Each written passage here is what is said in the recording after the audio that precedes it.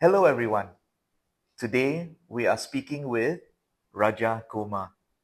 Raja is a grandfather of two lovely boys, 4 years old and 8 months old, from his first son, and his daughter just got married a couple of months ago.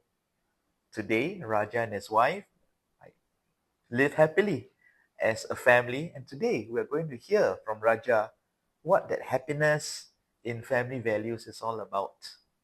So, Raja, could I ask what were you like as a person before you became a parent and after you became a parent, not yet grandparent? Sure, Shantan. Thanks for inviting me for this session. I need to bring my memory because that's almost like 30 plus years to think about it. What was I before a parent? I want to use that word as only one word, which is predictable. Life was predictable. The reason why I say this predictable is, you get to work, you go back home, wife makes dinner, help out, watch TV. Not much of YouTube at that time. There was no internet at the time, so just very limited time, and that's about it, right? And visiting families, friends, and all that. That's very very predictable. You plan what you want to do, not much of variation. A year later, after my marriage, of course, there were. That's a very joyful occasion for us as a family. The boy came to our life, my eldest son. Life has started to become unpredictable. Why? In a nicer way. In a nicer way. What do I mean by unpredictable? You don't know what you're going to get. You can't plan what you want to plan because sometimes you have to work around what the child needs, bringing them to clinics, for first appointments, to school. When they get sick, you may need to take some time off from work to look after them, bringing them back and forth childcare. At that time, we didn't have a helper, so we had to get a childcare to do that. And they get very cranky at times, and you can't bring them back. You have to teach them. So there are many, many things we have to do, and we have to just put aside our priorities temporarily. But the real focus is really the children. That's what we have decided to do, bring them up. That's also a very joyous occasion. So I would say the difference would be is a bit of unpredictability, but in a nicer way, I would say. At the same time, we also looked at it's more like reflecting our emotions as well. Because when you and our wife together, we know each other well, but whatever we are behaving, the child observes, my son observes, my daughter observes, right? And that's the second one. Then you need to be very conscious. Okay, I need to say some things in a correct way. Whatever your emotions are, whatever your behaviors are, your actions are, they're going to emulate you in the future. Right? So it is important. That's another significant difference besides the unpredictability. How how behaviors are is reflective of what you're going to bring them up. So I would say those are the key differences, before and after. But nevertheless, my values didn't change. It just became more conscious. It became more deepened as a human in terms of how I need to bring up my children. Yeah. So, in all these years of unpredictability as a parent and the consciousness that you have to be a role model for your children, how different or similar has it been now that you're a grandfather? Have behaviors and actions remained the same or has something changed?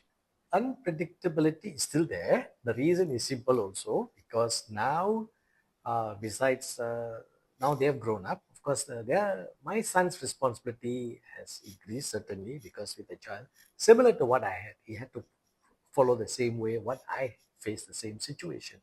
When I say unpredictability means at times they will call you and say, Father, can you help me, look after this week because I'm busy with something. So that's where the unpredictability part comes in. Continue to be like that. But in terms of responsibility, it's much lesser. I get to do more of the fun thing than the non-fun things, right? The fun things is like playing with them, going to the playground, bring them to the library, swimming. So there are many, many things we can do, fun things, and play. It's one of the things we can do. So I would say that is one part of it. I love it. Little moments like that will help, right? So let me give you an example, simple thing that always gives you a lot of nice things that you will never feel that way. So, for example, recently I had just a slight injury on my wrist. I didn't tell you that yet, but I had an injury right now. I just took off the braces for this interview, uh, and I was wearing the braces. So he asked me, my grandson asked me, "What are you wearing? What's wrong with your hand?" So I said, "Yeah, I got injured because of this. So I wore this." Right? So during the whole day, I was playing with him. I just carried something on my left hand. I'm a left-hander. And he said, Tata, Tata means his grandfather in Tamil. So he said, you cannot carry in that hand. So those are things that will really melt your heart.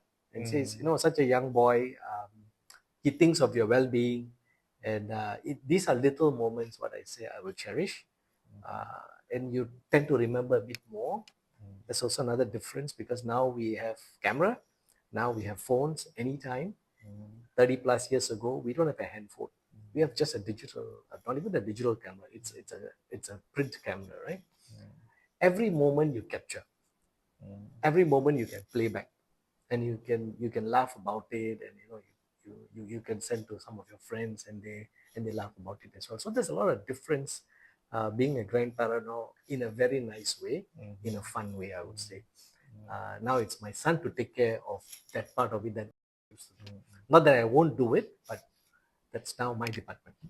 For a 4-year-old Mhm. grandson to express such care and love towards you, was it something that was intuitive in his character, or did you or your son have to teach Yep. and role model for him? I agree.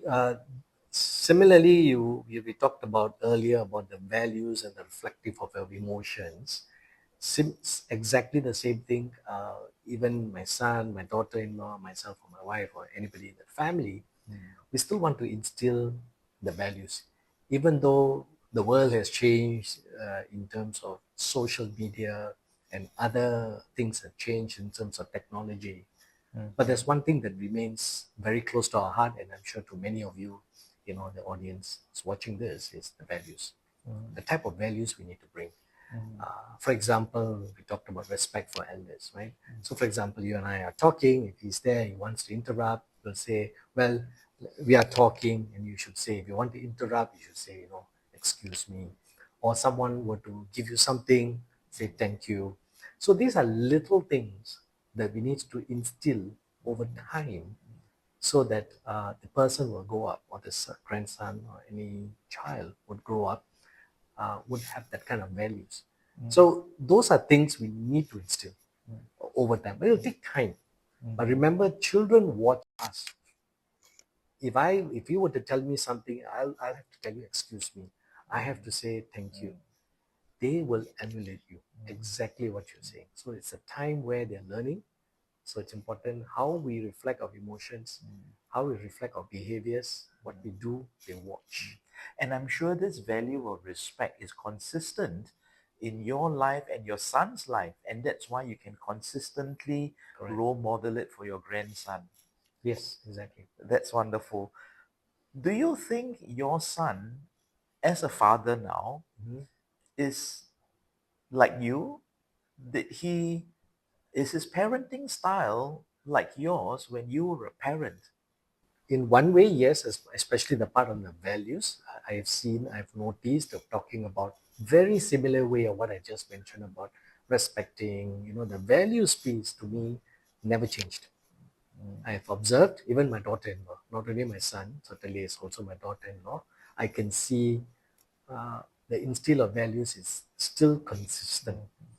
Different changes, of course, there are some slight changes because over time things have to change. Let me give you a simple example. As I've said in the past, we do not have social media, we don't have internet in those days. So you have very limited time on screen time, very little. So there is no need to worry about watching cartoon all day because there is no cartoon all day anyway. So you don't have to worry. The time is already limited in the past. So you don't have to worry about screen time. In fact, maybe very little limited screen time actually in the past. But now it's totally different, right? So the way he needs to explain watching, screen time is important. How do you limit? But at the same time, he also needs to now change his style. He can't be watching the phone the whole day, and the son is watching you watching the phone and says, "What is the difference between your screen time and his screen time?" So how we behave, those are simple things we behave. Right? Another example could be what we eat, even right, being giving healthy foods, which is also important because the exposure to food is just it's a lot of options now. We have Nowadays, nowadays yes. a lot of options, right? So there's this interesting book that I always read. It's called The Caterpillar, The Hungry Caterpillar, right?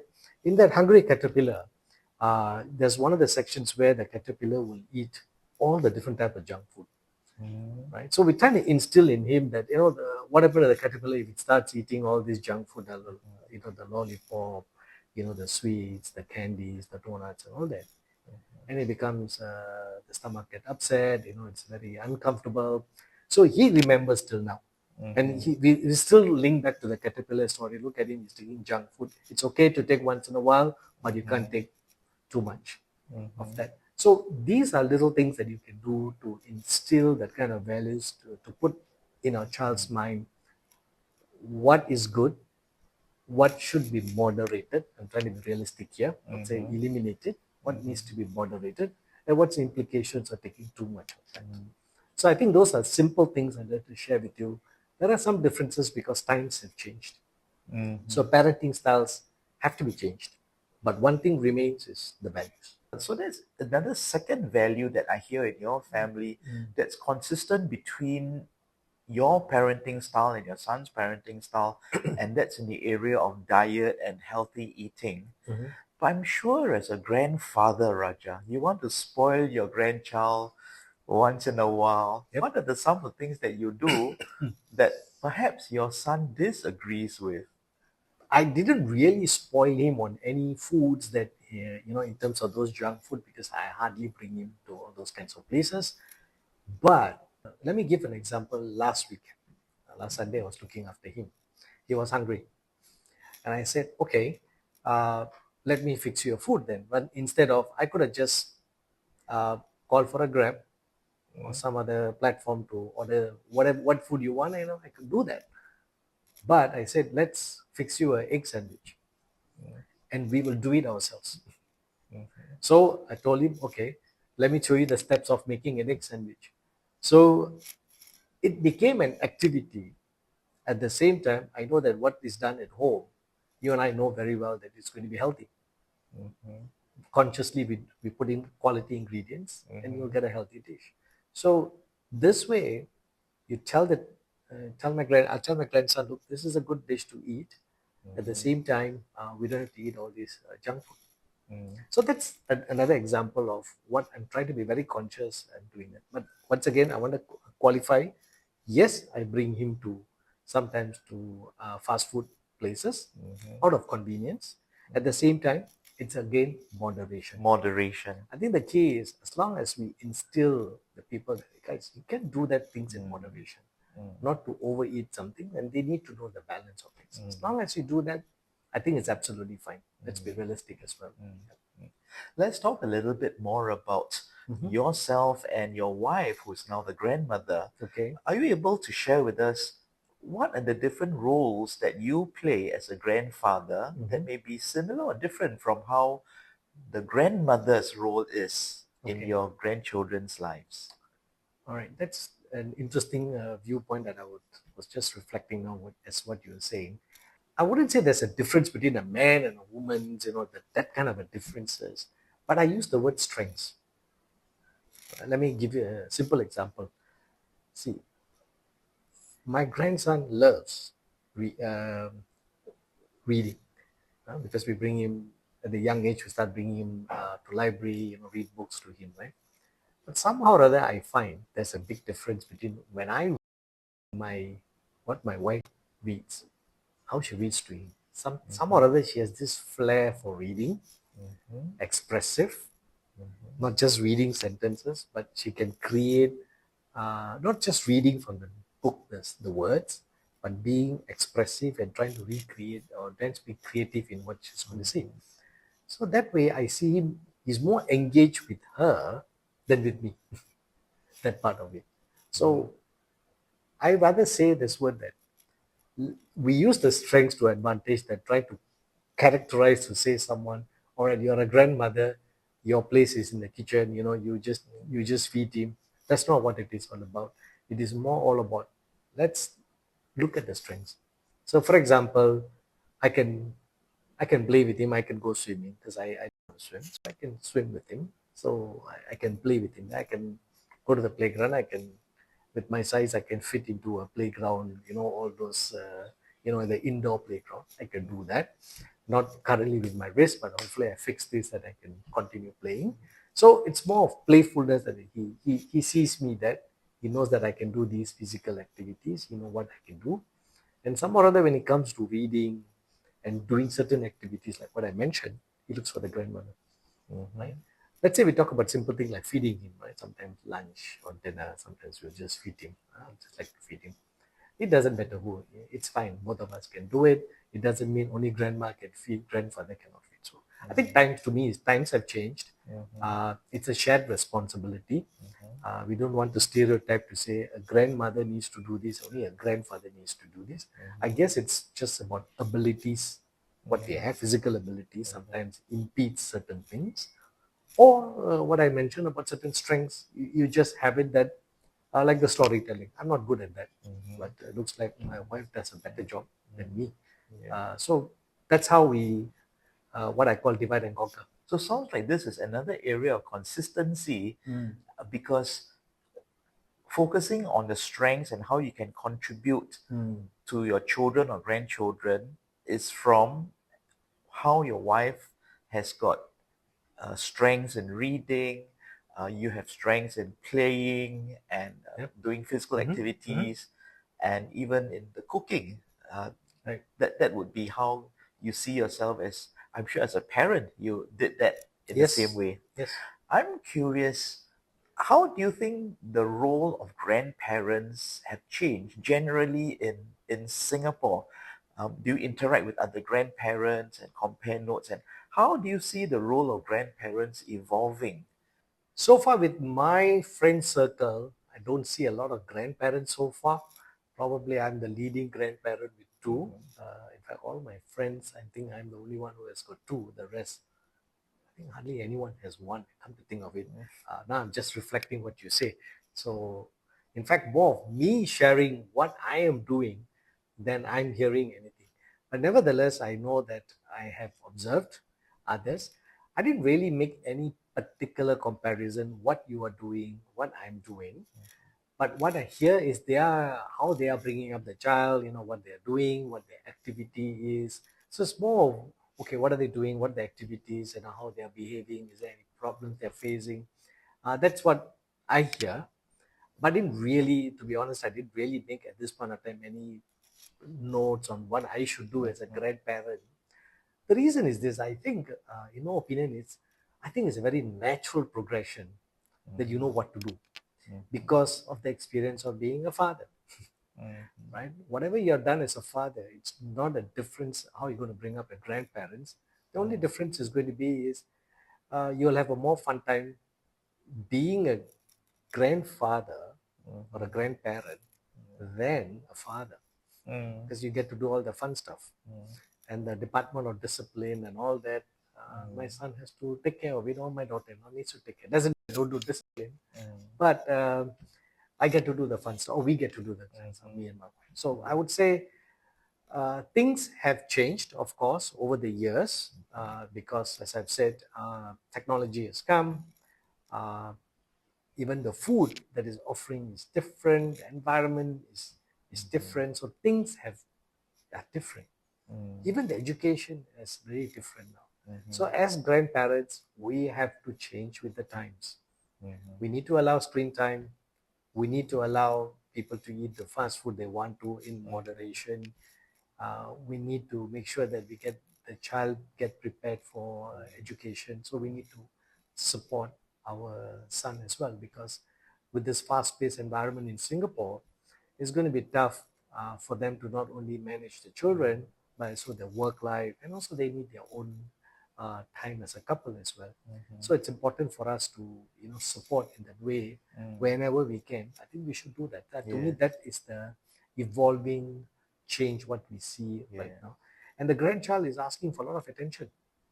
In the past, maybe 20, 30 years ago, 40 years ago, even 50 years ago, even my father's time, you can leave the child alone and that's it. And the small child will take care of the small child. I'm sure you know about this, right? Now it's no longer that way. We have to be constantly watching them because they could be doing things differently. So these are, I would say, the evolving changes that happens, and we need to change with the times. What are some of the things that you feel that only grandparents can uniquely contribute to their multi-generation family that's very different from what a parent can contribute? What's something unique that grandparents Can are do. special and they do? Perhaps one thought came to my mind is history. Let me explain what I mean by that. You see, I can tell to my grandson, even as he grows up, maybe now he's a bit younger, I can even tell him the story of I don't have a phone in the past. There was no such thing as internet. There's no such thing as such level of fast food available. There's no such thing as indoor playground.